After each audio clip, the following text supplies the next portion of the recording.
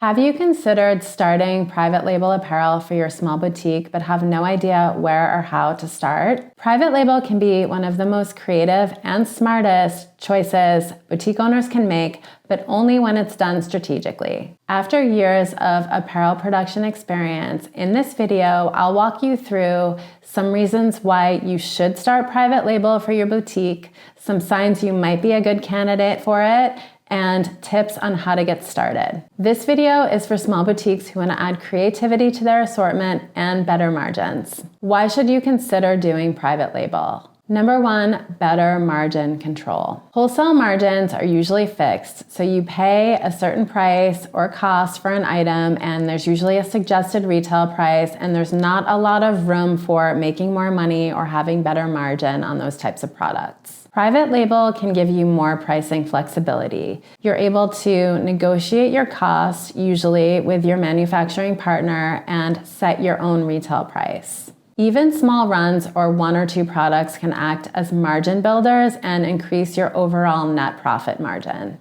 So the key at first is not using your private label to replace the wholesale assortment, but using it as a supplement to the wholesale assortment. Number two, creative differentiation. So you walk into one boutique, another boutique, you see the same items, the same brands over and over again. Private label gives you the opportunity to offer something unique that your customers can't find anywhere else. Even having one key or hero item can change your entire assortment and give your customers that excitement that they're looking for. Also with private label, there's just more exciting marketing opportunities because you're showcasing a product that can't be found anywhere else. Like it's more exciting for social media. You can advertise your exclusive products on there, and it gives you the opportunity to showcase your own creativity and do some designing if that's what you want to do. Next, you have the ability to plan your inventory more intentionally. With wholesale, you usually don't have a lot of time to plan. You order something, it comes, you fit it in your store, but with private label, the lead time is longer. So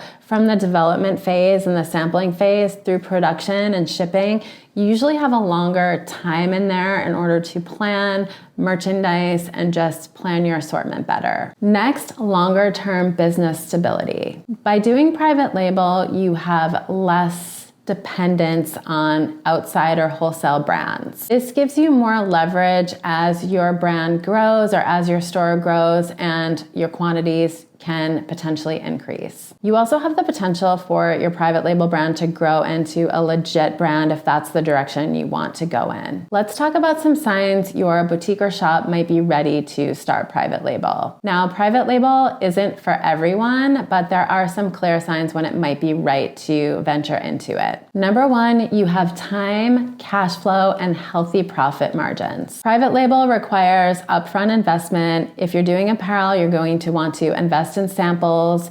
You're gonna have to invest upfront in production, and usually you're paying 100% of the cost before you're even able to sell anything. You're gonna wanna have enough money or cash flow reserved to weather any unexpected production delays, any mistakes or issues that happen, and potential cancellations if that's what needs to happen. You don't want to be in a place where your boutique or store is going to close if your private label is late or production has to be canceled for unforeseen reasons. Number two, you see a gap in the wholesale assortment and have a clear vision.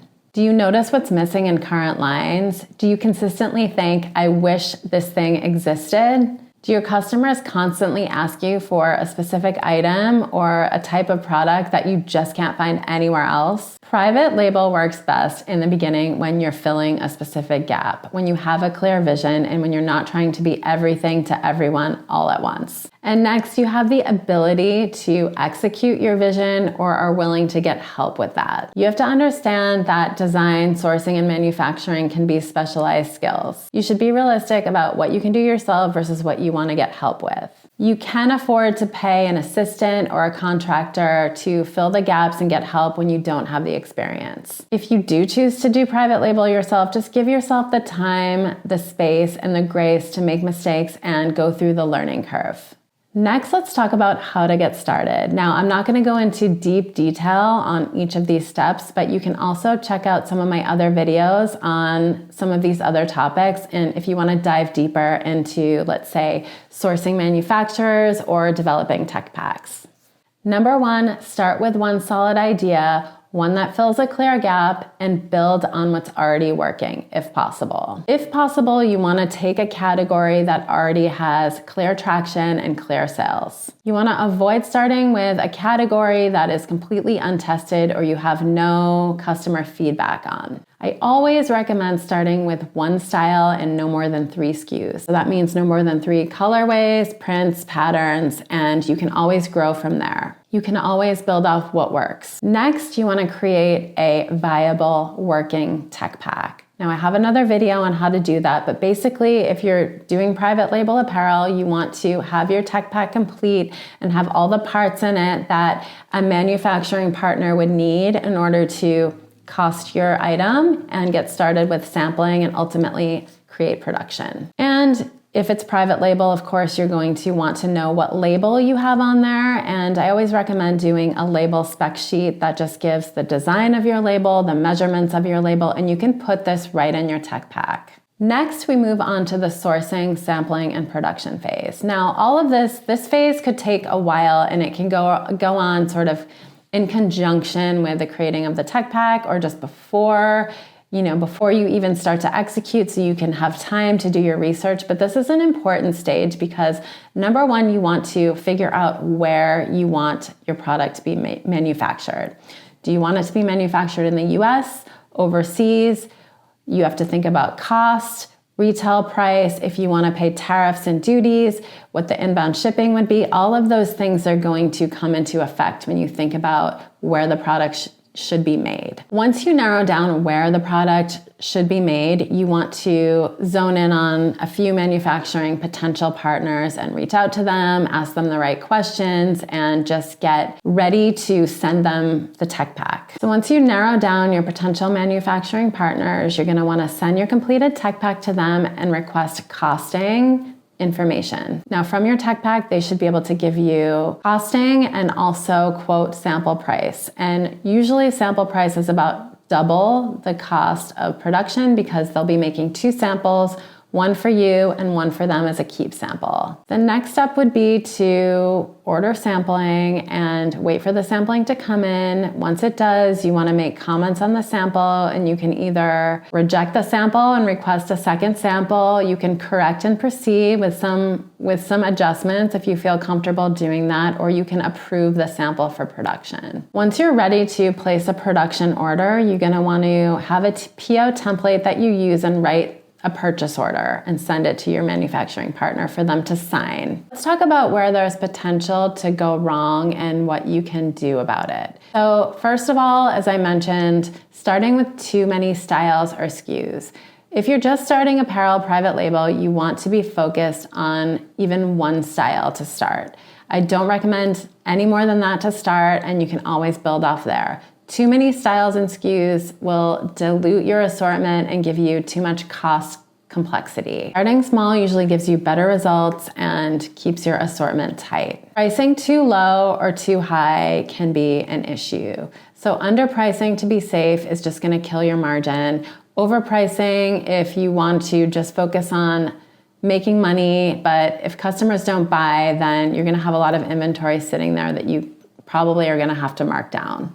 Pricing has to reflect cost, what the customer would actually pay, and what's within your and their expectations. Private label either has to be a margin builder or really high volume. If it's not making you money, then you probably shouldn't be doing it. And next, rushing the timeline. Production takes longer than buying wholesale, so you want to have realistic expectations about this.